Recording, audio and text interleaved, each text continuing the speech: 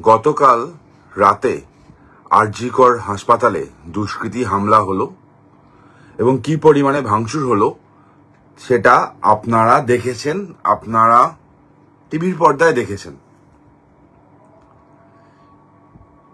এবার সেই ঘটনা নিয়ে অনেক কটা তত্ত্ব আসছে।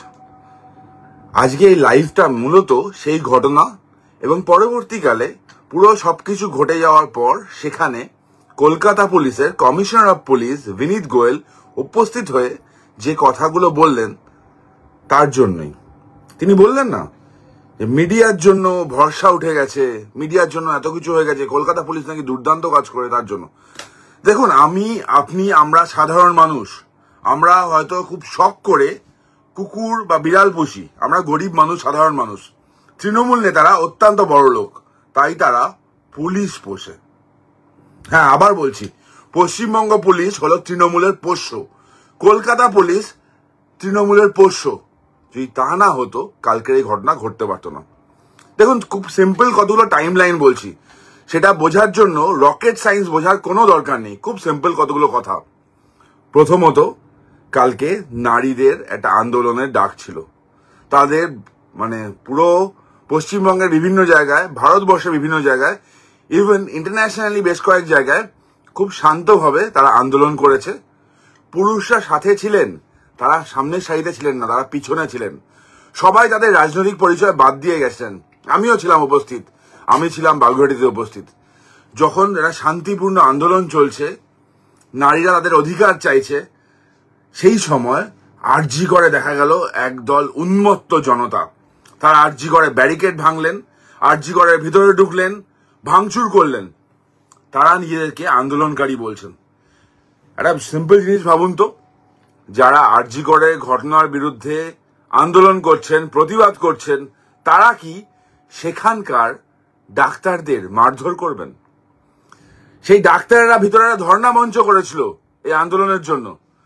সেই ধর্ণা মঞ্চ, ডাক্তারদের ধর্ণা মঞ্চ কোনো আন্দোলনকারী কি ভাঙবে? ভিতরে ওই পরিমাণে ভাঙচুর করে এই আন্দোলনকে মেলাইন করা হয়, কারা সুবিধা পাবে বলুন তো? এই আন্দোলনকে যদি ভাঙচুর করে দেওয়া হয়, নোংরামি করার সুবিধাটা কারা পাবে? এটা বোঝার জন্য রকেট সায়েন্স বোঝার প্রয়োজন হয় না। গতকাল থেকে তৃণমূল মুখপাত্ররা যেরকম মন্তব্য করছিল, তারপর বোঝাই যাচ্ছিল এটা হবে। এটা তো আগেও হয়েছে। আপনাদের যাদবপুরের হোক কলরব আন্দোলন মনে আছে তো? সেই হোক কলরব আন্দোলনে রাতের অন্ধকারে চটি পুলিশ, গেঞ্জি পুলিশ আপনারা দেখেছেন। এই বছর 3-4 আগে এনআরএস কাণ্ড যখন হলো, এনআরএস কাণ্ডে তো এই একই চেষ্টা করা হয়েছিল। সেদিনকে গেটটা ভাঙতে পারেনি একদল লোক। গেটটা যদি ভাঙতো তাহলেও সেটা হতো। কিন্তু গতকাল পুলিশ কোনো ভুল করেনি। টালা থানা ঢিলছোড়া দূরত্বে, কলকাতা পুলিশের এলাকা, র্যাব ওখানে প্রেজেন্ট, কলকাতা পুলিশ ওখানে প্রেজেন্ট। তারপর যখন হামলা চললো, তারা সাইড হয়ে গেল। 40 মিনিট একটা ওপেন ফিল্ড দেওয়া হলো ভাঙচুর করার জন্য। কেন? কলকাতা পুলিশ কোনো নির্দেশের অপেক্ষা করছিল? কলকাতা পুলিশকে কেউ বলেছিল যে না, কিছু করা যাবে না, নির্দেশ আছে, করতে দাও? কেন হলো? আমি আবার প্রশ্ন করছি, যারা যেই জনতা, উন্মত্ত জনতা, যে দুষ্কৃতিগুলো এই কাণ্ডটা করলো, তারা যদি সত্যি আন্দোলনের সমর্থনে করে থাকে, তাহলে তারা কি ডাক্তারদের মারধর করবে? তারা কি ডাক্তারদের ধর্ণা মঞ্চ ভাঙবে? ফ্যানগুলো কিভাবে ভাঙা হচ্ছিল আপনারা দেখেছেন, চেয়ারগুলো কিভাবে ভাঙা হচ্ছিল দেখেছেন আপনারা। সাধারণ জনতা যারা শান্তিপূর্ণ আন্দোলন করছিল, তারা এটা করতে পারে না। এই সিনগুলো আপনারা আগেও দেখেছেন। ভাঙচুরের ইতিহাস কার আছে ভুলে গেলেন নাকি? বিধানসভা ভাঙচুর আপনারা ভুলে গেলেন? আগের আন্দোলনগুলো কিভাবে মেলাইন করার চেষ্টা করেছে তৃণমূল কংগ্রেস ভুলে গেলেন নাকি? কাউকে লোকানোর চেষ্টা করা হচ্ছে এবং তারপর সব মিটে গেল। যা ভাঙচুর করার হলো, বেশ কিছু ইনজিওর্ড হলো। সেই সময় কলকাতা পুলিশের কমিশনার অফ পুলিশ বা তৃণমূলের আজকে সবচেয়ে বড় পোষ্য, সে ওখানে পৌঁছালেন। সেই পোষ্য বিনীত গোয়েল, যে কামদুনির ঘটনা ধামাচাপা দিয়েছিল, গিয়ে বললেন মিডিয়ার জন্য এগুলো হয়েছে। তারা নাকি দুর্দান্ত তদন্ত করছিল।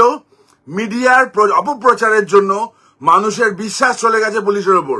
আচ্ছা, মিডিয়ার অপপ্রচার, আমি আমার কয়েকদিন আগে একটা ভিডিওতে কলকাতা হাইকোর্টের অর্ডারটা দিয়েছিলাম, আজকে আবার বলছি আপনাদেরকে, আপনারাই শুনুন, দুটো প্যারাগ্রাফের কয়টা লাইন পড়বো।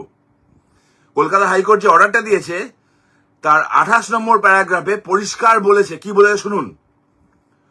One more aspect which is also quite disturbing in that case of unnatural death has been registered with the Tala police station in case of 161 of 2024 dated August 9, 2024. It is submitted that under normal circumstances a case of unnatural death is registered when there is no complaint. When the deceased victim was a doctor working in the hospital, it is rather surprising as to why the principal hospital did not lodge a formal complaint. This, in our view, was a serious lapse giving room for suspicion. মানে যেখানে কোনো complain হয় না সেখানে unnatural death case হতে পারে। একজন doctor মারা গেল, হাসপাতালের মধ্যে মারা গেল, সেখানে প্রিন্সিপাল বা হাসপাতাল অথরিটি কেন অভিযোগ করলো না, সেটা সিরিয়াস ডাউট ক্রিয়েট করেছে কলকাতা হাইকোর্টের মনে।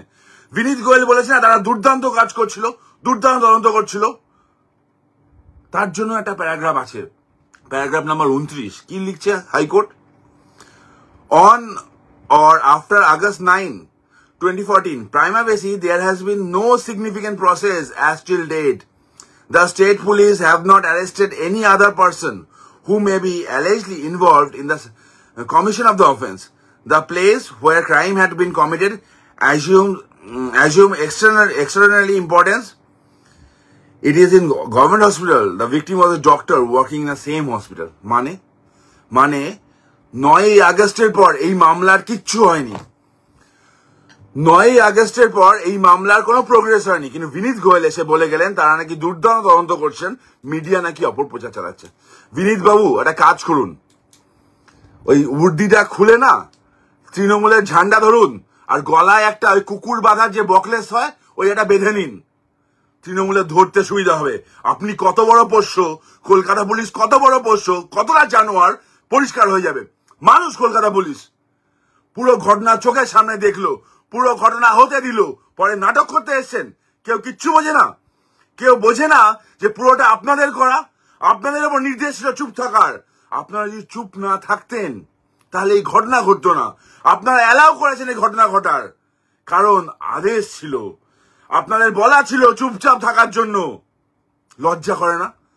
আপনাদের তো মেয়ে আছে বাড়িতে, আপনাদেরও স্ত্রী আছে, ভগবান না করুক, আমি ঈশ্বরের কাছে প্রার্থনা করছি এরকম না হোক। আপনার বাড়ির লোকজনের সাথে যদি এরকম হয় তখন এরকম করবেন তো? আপনার বাড়ির, আপনার মেয়ে, আপনাদের স্ত্রী, আপনাদের মা, আপনাদের বোনদের সাথে এই নরকীয় ঘটনা যদি ঘটে, আপনারা আজকে যেটা করছেন, গতকাল যেটা করেছেন সেটাই করবেন তো? ভাবুন, লজ্জা হয়, লজ্জা। আপনারা সমাজের লজ্জা। তৃণমূলের নেতাদেরও দেখছি কিছু নেতারা বড় বড় কথা বলছে, লজ্জা করে না? বিবেক নেই? আরে আপনারা তো কোনো মায়ের সন্তান। নারী জাতির ওপর আক্রমণ, একটা মেয়ের ওপর আক্রমণ মানে সমাজের ওপর আক্রমণ, এবং সেটা আপনারা দেখছেন, ডিফেন্ড করছেন, নোংরামি করছেন। লজ্জা করে না? নির্লজ্জের দল। আপনারা মানুষ না, আপনার মানুষের মতো দেখতে। আপনাদের শরীরে না কুকুর ছাগলের রক্ত ঘুরে বেড়াচ্ছে, আপনারা জানোয়ার এক একটা। আমি আবার বলছি, পুরো ঘটনা সার্কামস্টান্সেস কালকে রাতে যেই দেখেন, আপনারা মিডিয়া দেখেছেন কিভাবে উন্মত্ত জনতা ঢুকলো, কিভাবে ভাঙচুর করলো, করে বেরিয়ে গেল। আধ ঘন্টা পর পুলিশ আসলো। কেন? পুলিশরা কোথায় লুকিয়েছিল? পর্যাপ্ত ফোর্স কেন ছিল না? পর্যাপ্ত ফোর্স কেন ডাকা হয়নি? ধ্বংস করতে দেওয়া হলো, তাই না? ধ্বংস করতে দেওয়া হলো যাতে প্রমাণ লোপাট করা যায়, যাতে আন্দোলনটাকে কলুষিত করা যায়। কিন্তু আপনাদের বলে রাখি, এই আন্দোলন থামবে না, এই আন্দোলন থাকবে না। কলকাতা পুলিশের সবকটা অফিসার এই কুকুরদের মতো, আমি বলবো না সবকটা অফিসার তৃণমূলের পোষ্য, আমি বলবো না, কিন্তু বেশ কিছু অফিসার তৃণমূলের পোষ্য। কেন জানেন? আপনারা জেনে রাখুন, সাধারণ দর্শক জেনে রাখুন, কলকাতা পুলিশ বা পুলিশের প্রয়োজনই পড়ে না স্যালারি হাত দেওয়ার জন্য। কেন? থানার ডাকবাবু কনসেপ্ট জানেন? একজন থাকে তোলা তোলার জন্য, যে সব থেকে বেশি তোলা তুলতে পারবে সে দায়িত্ব পায়। সেই টাকার ভাগ একমাত্র নিচ থেকে আরম্ভ করে ওপর পর্যন্ত যায়। কলকাতা পুলিশ তোলা তোলে রাজনৈতিক নেতাদের সাহায্যে, পশ্চিমবঙ্গ পুলিশ তোলা তোলে রাজনৈতিক নেতাদের সাহায্যে। প্রত্যেকটা জিনিসে এদেরও কাট আছে। ইললিগাল কনস্ট্রাকশন হোক, ইললিগাল ব্যবসা হোক, ফুটপাতে ইললিগাল কাজ হোক, স্টেশনে ইললিগাল কাজ হোক, এমনকি খারাপ লাগে বলতে সোনাগাছি থেকে পর্যন্ত এরা টাকা তোলে। এই টাকা তুলতে তুলতে এদের অভ্যাসটা এমন জায়গায় দাঁড়িয়ে গেছে, এদের মনিবের কথা শুনতে হয়। যদি বদলি হয়ে যায়, যদি টাকা তোলার সুযোগটা চলে যায়, যদি নেতা রেগে যায়, তাদের জন্য আজকে এই অবস্থা। আমি চাই না কোনো কলকাতা পুলিশের বা পশ্চিমবঙ্গ পুলিশের অফিসারদের বাড়ির লোকের সাথে এরকম নোংরা ঘটনা ঘটুক। কিন্তু যদি ঘটে, মানুষকে সাথে পাবেন তো? কারণ পুলিশকে পশ্চিমবঙ্গবাসী আর মানুষ বলে মনে করে না, এরা জানোয়ারের পর্যায়ে নেমে গেছে। গতকালকে আটকানো যেত, গতকালকে আরজিগড়ের ঘটনাটাই ঘটতো না। আপনাদের আউটপোস্ট ছিল, আপনাদের র্যাব ছিল, পাশে টালা থানা ছিল, কলকাতা পুলিশের জুরিসডিকশন ছিল, তারপরও হলো। যে পরিমাণে সিকিউরিটি আপনারা মুখ্যমন্ত্রীকে দিয়েছেন গতকাল, তৃণমূল নেতাকে দিয়েছেন গতকাল, তার 110 সিকিউরিটি থাকলে আরজিগড়ের ঘটনাটা ঘটতো না। আপনারা অ্যালাউ করেছেন, আপনাদের জন্য হয়েছে। শুধু বলে রাখি, এই আন্দোলন থামবে না, তবে টেনশন করবেন না। পশ্চিমবঙ্গের মানুষ কলকাতা পুলিশ বা পশ্চিমবঙ্গ পুলিশের মতো জানোয়ার নয়। আপনাদের ওপর কোনো আক্রমণ কেউ করবে না। আপনাদেরকে দেখা হলে ফুল দেবে হয়তো মানুষ, এবং খুব যদি রেগে যায় একটা কুকুর বাঁধার বকলেস দেবে, যেটা দয়া করে গলায় পরে ঘুরে বেড়াবেন। আপনাদের প্রভুভক্তি কুকুরকেও হার মানায়। আমি আবার যেটা দিয়ে শুরু করলাম সেটা আবার বলছি, আমরা সাধারণ মানুষ, পশ্চিমবঙ্গ সাধারণ মানুষ শখ করে হয়তো বিড়াল কুকুর পোষে। তৃণমূল নেতারা বড় লোক, তাই জন্য তারা পুলিশ পুষছে, এবং আপনারা সেই পোষ্য নির্লজ্জ বেহায়াত দল। পুরো ঘটনা পশ্চিমবঙ্গের মানুষ বুঝতে পেরেছে কেন হয়েছে, কারা করেছে, কিসের জন্য করেছে। লুকানোর চেষ্টা দয়া করে করবেন না, মিথ্যে দয়া করে বলবেন না। মানুষ রেগে আছে, জনরোষ দয়া করে তৈরি করবেন না। ভালো থাকবেন। রাস্তায় আবার দেখা হবে, আজ থেকেই দেখা হবে।